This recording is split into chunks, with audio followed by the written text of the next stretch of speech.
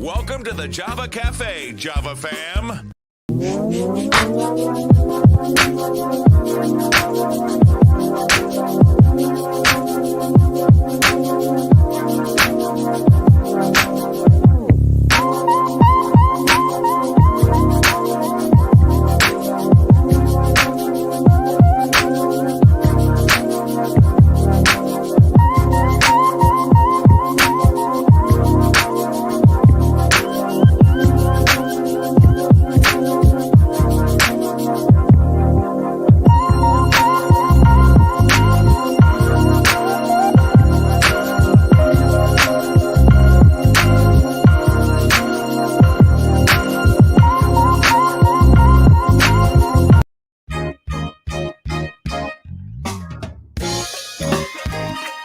Good afternoon, everyone. Good afternoon. Today is Friday, November 19th. How could I forget? This is my third time on today, but we had an impromptu session with our Congresswoman, Ayanna Pressley. And so this is my third time on today, but I am excited and elated to have this wonderful Black queen in the room. She is an academic. She oversees and is the chief academic officer for the city of Boston. And we have Dr. And I found myself saying Dr. Brenda Cassellius. And so I knew I was right. She's coming into the room. Listen, there are a lot of serious issues to discuss. However, we know in the Java Cafe, though with serious issues, we are a hospitable place. And so we just wanted to set some context and know, though we are discussing serious issues and I may extract and want to go deeper in some things, we are definitely honored to have this wonderful woman in the room. I had the pleasure of meeting her last year in person at Jubilee Christian Church, and we talked for a few minutes. And so this has been a long time coming, but with so much that is going on with COVID-19 over the past 19 months, also with what's going on with some of how our students and our staff alike are responding to it. We're going to talk about some issues to that deal with our students and BPS. And so without further ado, it is definitely my honor and pleasure to welcome for the first time into the Java Cafe, Dr. Brenda Cassellius. I believe I am saying that right. If I'm not, please correct me. But it is an honor to have you in the room this afternoon. How are you? Whew, I'm okay. How are you doing, Jimmy? Now, what was that woo for? Was it too much of the waiting and all the graphics and stuff, or are you just tired because there's a whole lot going on? I was enjoying the music as we came into the room, but no, it's just a big job for superintendents across the nation these days, and just extremely, extremely challenging times for us here. But we know, in fact, that in-person learning is what's best for our students, to be with their caring and loving teachers. And so we are doing everything we can to ensure that they're safe. Absolutely. Absolutely. And I mean, I kind of asked casually, how are you? But I really want to ask, like, how are you? You are dealing with a lot. COVID-19 over the past months, everything that comes with that. Let's be real, on a political, stance, people are sometimes, to surmise it quickly, at you as a person because you represent an entity. You are at the helm, of it. And so I really want to just ask you, and as a Black woman, there's a lot of good stuff going on with females ascending into leadership, but how are you doing from a mental health standpoint? If you were to describe if you were to describe your mental health with one word right now, Dr. Cassellius, how would you describe it? I'd have to say I'm cautiously optimistic with my mental health. So, I would say that, God only gives you what you can stand for. And so I've been prayerful. I'm fortunate that I have prayer warriors on my side, like Reverend Thompson, Reverend Groover, Yep. Pastor Sam Acevedo, and others who are just lifting me up in prayer. So I'm very fortunate that I have a strong faith. And that's what sees me through these really difficult times. And so I would say I'm cautiously optimistic with my mental health. There are times when it's really, really hard. I have to admit and be honest. But I know that I'm here for this season, and I think God placed me here to help this school district through this really difficult time.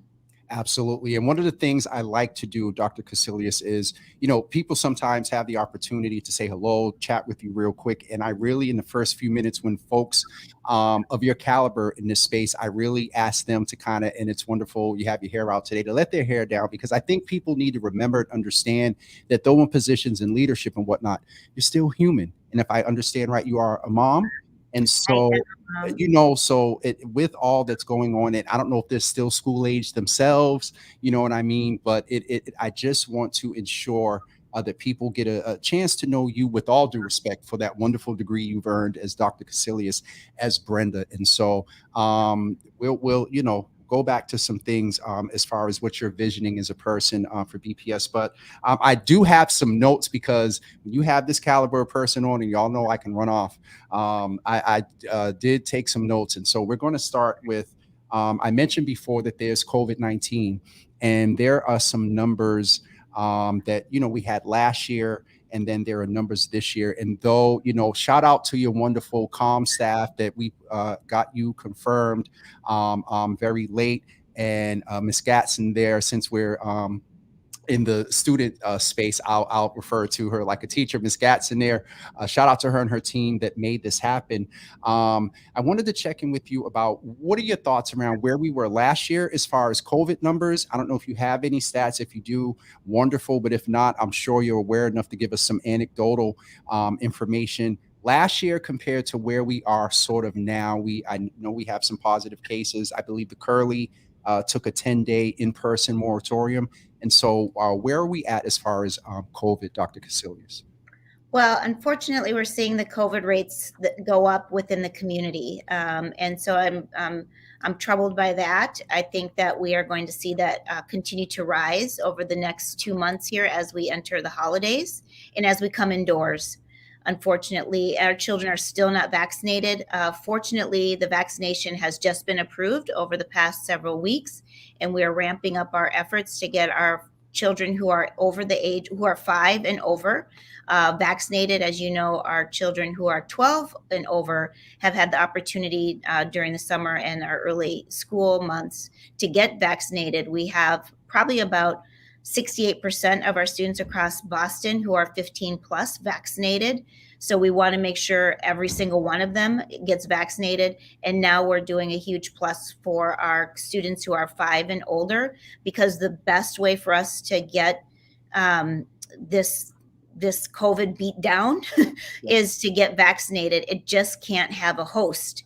And those who are choosing to not get vaccinated are giving this virus a host. And that's what continues the spread. And so I need the public's help here, because over the next 2 months, we need to get all of our children vaccinated. If we can have our staff and our employees vaccinated and our children vaccinated, that's our ticket to getting back to normal. Absolutely. And if I heard a stat there, you said over 60% or close to 60% of the young people that were eligible from 12 and up have been vaccinated. No stats yet on where we are with the 5 through 11. No, the 5 was just too new. It's just too new now. But we are getting our vaccination clinics out to all of our schools. We've had over 60 vaccination clinics in our schools, thanks to our wonderful partners at Boston Medical Center.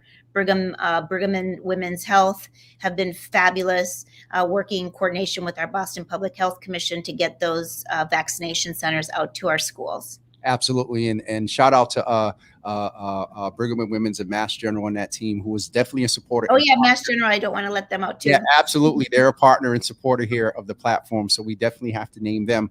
Dr. Cassellius, with all that has went on with COVID-19, from obviously a health standpoint, of course, I'm sure, and I've seen this, BPS has lost staff. There are all of the issues that come with social and emotional learning, things like that. And so we'll just be very candid and upfront. The demonstration of the exacerbation of all the things that you and I know that impacted our families have demonstrated themselves here lately in situations where there have been violence. There were staff members, injured. And I know you can't go into any specifics or whatever, but there is a concern. Some of the texts and inboxes I've got are, are we going to talk about discipline and things and mental health resources support? first of all, from your lens and view, do you see that there's a difference between last year and this year? And then what sort of things have you not so much learned, but are in place that really meet the families, the parents, and we have to name your staff where they are. I understand it's always about the students, but the students are only as good as their teachers and staff around them are, and down, in Nubian Square as well, that run things. And so there's a lot there, but can you talk to sort of the social and emotional support that is in place for first students, and then you can mention staff and administration as well? Well, recently I came across a quote that says, self care is giving the world the best of you instead of what's left of you. These are facts. And, I've been thinking about that quite a bit because we've been in this pandemic for 2 years. And it has been incredibly difficult on the adults, as you talk about. We can only give what we have within us. And so we in public education, and this is just not Boston, this is across the Commonwealth and across this nation, the educators are really tired. And then the staffing shortages have not helped at all with that. Labor shortage across the entire nation, and so I think that has also exacerbated the very real stress and strain that's on our staff, in our schools, and our educators and our school leaders, who are just really showing up every day and giving 180%, if that's such a thing. So it's just a lot of work. As for our students and our families, they're also experiencing a lot of stress and strain from the ongoing impacts of the pandemic and social isolation. Our first graders, they're coming to school for the first time.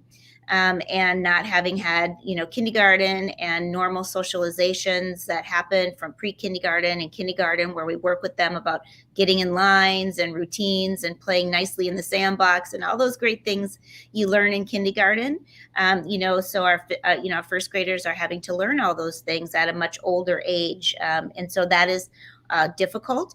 We also are noticing that our ninth graders are having a difficult time. Of course, these are middle schoolers who enter into puberty, and we work with them on their social skills, as they become more independent and acknowledging who they are as young adults. And so they missed a lot of that during these past 2 years, and they're entering into high school. And so I think that, these two age groups, fortunately in Boston Public Schools, we added social workers and family liaisons to support our schools in anticipation of the level of trauma that our students may be experiencing. And we knew that staff would need additional support. However, in some cases and in some student family cases, it just hasn't been enough.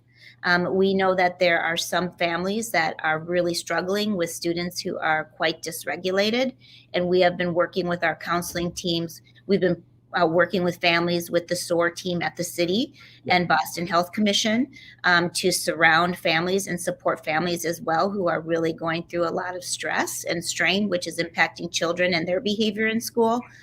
So I would say there are a couple of cases, actually, a handful of cases across our schools where families are struggling with some of their children's acting out behaviors due to really the trauma. And we're trying to take a trauma-informed approach to supporting families and supporting students. Thank you, Dr. Cassellius. I just want to make sure I'm staying on point. And you mentioned social workers and you mentioned more family liaisons. And so thank you for, one, naming the populations, and two, do you know at, like, I don't know if you have numbers, but at what percentage, are there any atypical models or for those special families that are having unique experiences? Are there any special things in place for them? Because this COVID has changed a lot. COVID has changed a lot about how we do outreach and how we engage. And so what is there a atypical sort of approach that you're doing? How are you reaching? Sum it up like this, because I'm Dr. Cassellius. I'm so tired. You're my third interview today.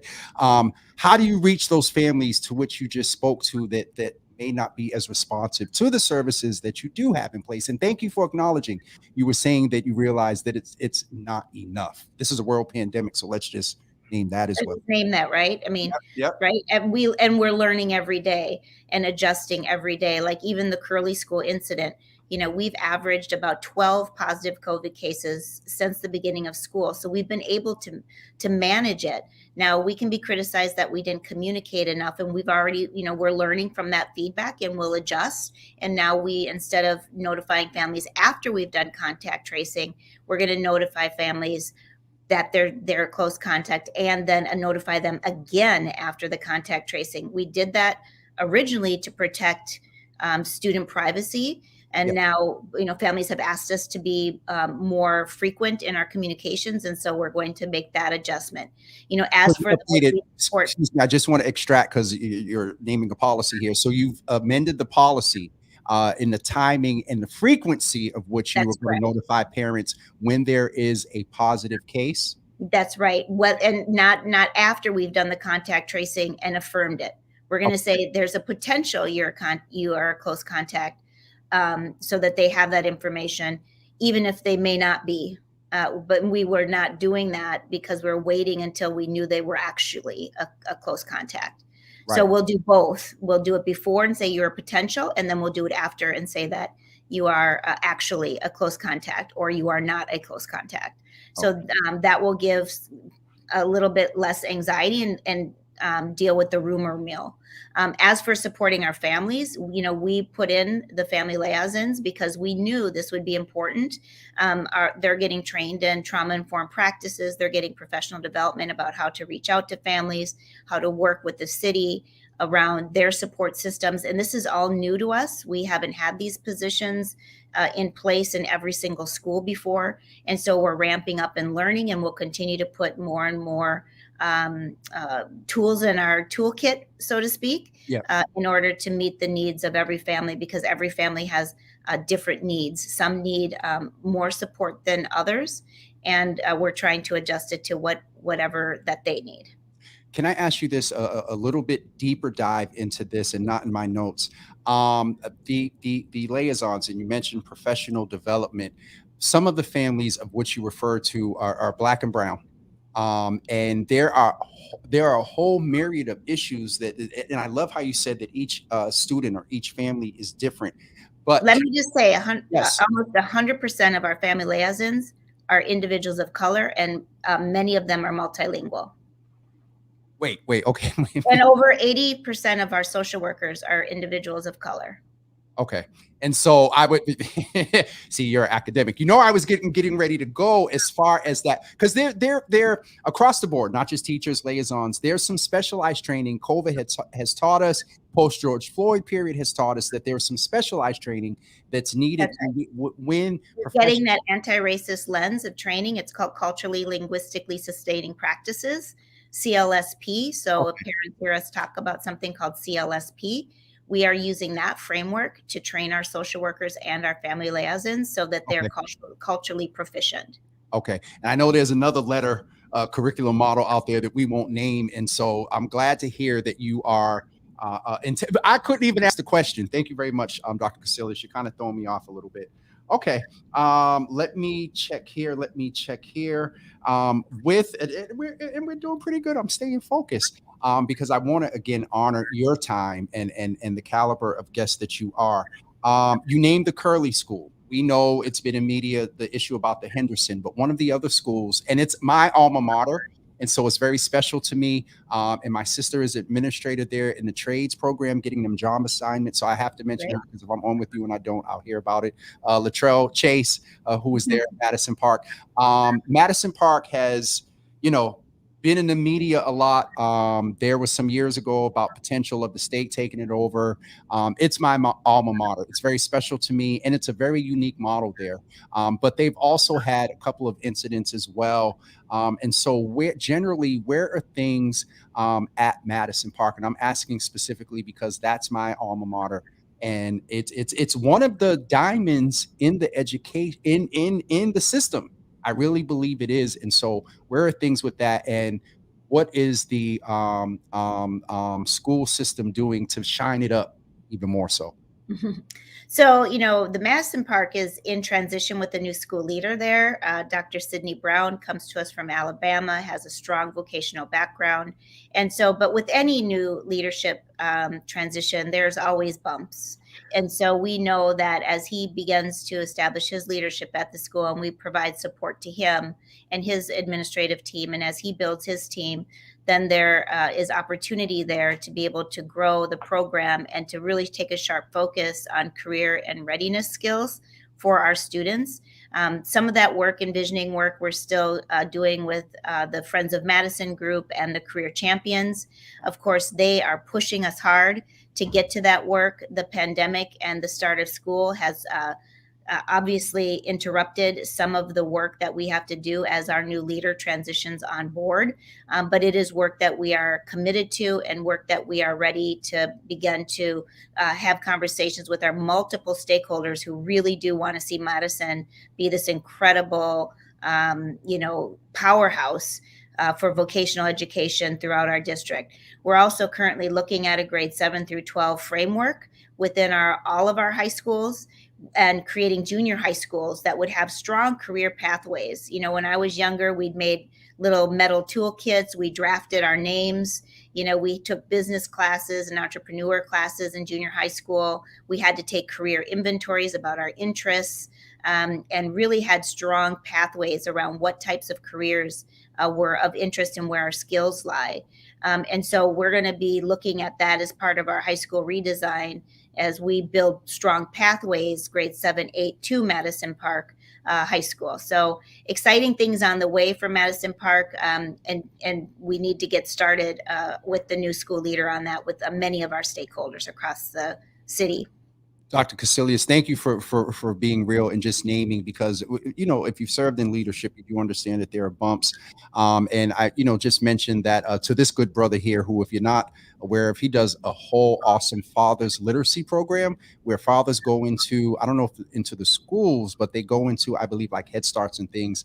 And it's, oh God, I got to get him on. I don't remember the exact name of the program, but I was a Head Start baby. I was a Head Start baby. You was a Head Start baby. Wow. I used to work for ACF, and so that's interesting. But I agree with him that there have been, that's why I brought this up, because there have been a lot of conversations for years about Madison, and the pandemic happened, but it just doesn't seem to where we can get to a point where, and I don't know if someone in your position would ever exhale about the system, because you're always wanting to improve, and do better. But it's good to hear what the plans are. But are you confident in the expediting of these plans, especially when we're coming out of this pandemic and everything needs to be considered to support these students? Well, I've always said I got two schools that are going to be the test point of my leadership, and that's Madison Park and Brighton High School. Okay. Those two schools need to turn around, and just really excited about the energy around those two schools in particular. Of course, there's many other schools in our high schools who need support and reforms, and we're working on that. Have we done enough? No, I'm not going to say we've done enough. Much of our strategic plan had been sidelined because of the pandemic. The day-to-day management and operations that I have to do every single day is taking a lot of time away from the really key work I want to do with stakeholders around moving the strategic agenda for our high schools.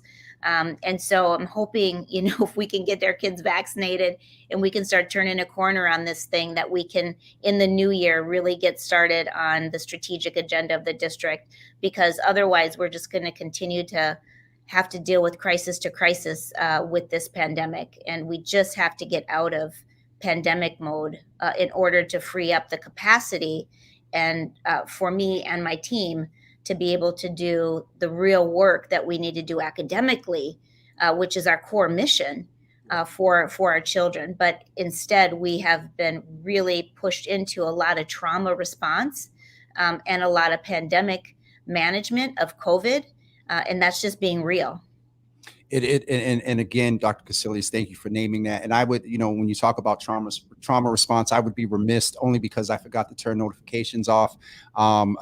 There's been a verdict issued in reference to the Rittenhouse case. And so if I appear to be a little distracted, that is why. But as you were naming the trauma, it is just so important that we remember our young people, that they're on social media, they're in media. And so I just wanted to be very real and name that, because it's impacting me in the moment.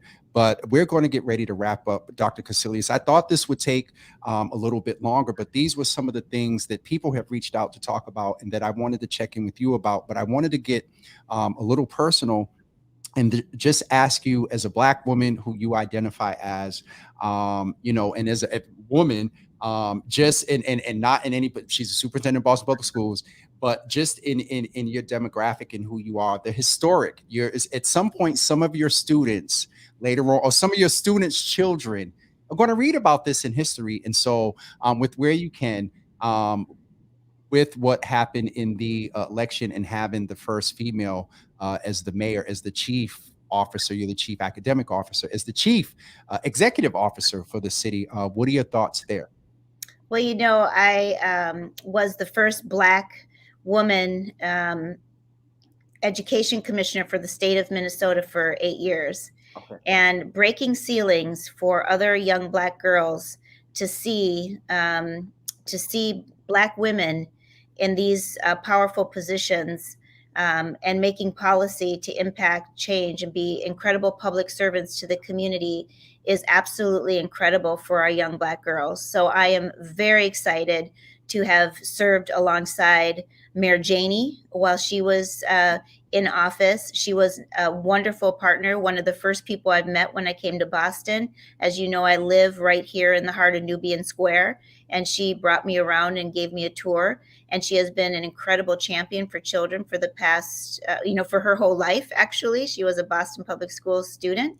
And so it was remarkable to serve with her. And now on the cusp of serving with Mayor Wu, and she's a BPS mom. She cares deeply. She's a progressive. She wants to make bold change. And so very excited about her vision for Boston Public Schools and what we can do together to really impact our children, put a focus on anti-racism, and really go after the deep systemic changes within the district that need to happen, particularly the horrible facilities that we send our children to, and the fact that they deserve facilities that look like the facilities in the suburbs. And as Bostonians, we are going to have to cough up the funding in order to give them the buildings that they deserve and the environments they deserve to go to school in. That, to me, is our number one priority, as well as getting our academic programming on track and making sure these kids recover well and that they have strong, rigorous programming on which to achieve. So, Dr. Cassellius, all during this interview, I sense little points of passion, and you were well informed and whatnot. But that last little piece there, when you were talking about the facilities, and thank you for proactively naming that, because there were a couple inquiries about that as well, HVAC and whatnot. But I heard an interesting cadence in your voice as far as ensuring that this gets done, and so it's definitely good to hear that. And again, I'm trying to stay focused because this thing popped up here. But Dr. Cassellius, I appreciate you taking this time to come in. I hope it will be not the last, because we're going into, going back to what you were talking about, COVID. We're going in the cold months. We don't know what that is going, to produce. Currently, overall, Massachusetts, the numbers are rising. And so, we've done well in Boston, but in the state right now, we're over the 2.5, which is the preferred highest that public health officials when we're talking about community spread. So, Dr. Cassellius, I appreciate you. At any moment, if you need to update us, if any moment also where you may want to get a different a frequency of voice around some parents, there's a very unique group of the Java fam that is here. And so we'd be glad to ensure that voice is helpful today. Maybe not so much, because this is the third time of them seeing my face, but folks, go back and watch. So you shared a lot of information, and I thought it was important for people to hear from you. Go ahead. I was going to ask you about to wrap up your vision and your closing remarks. So I just don't want to leave, Jimmy, without making a plea to our parents. and just folks that they know. We have so many job openings right now in Boston Public Schools. We welcome you to join our family and go to www.bostonpublicschools.org / I think human capital. If not, just go to the website, go to our human capital website. We'll make sure, Jimmy, that you get the information, because we want our parents who love our kids to join our team. We have opportunities for bus monitors, bus drivers. We have opportunities for paraprofessionals who assist our teachers. We have opportunities for food nutrition staff and facilities. If you have skills in these areas, custodial care, please come to Boston Public Schools and work with us. We have a job fair tomorrow from 10 to 2.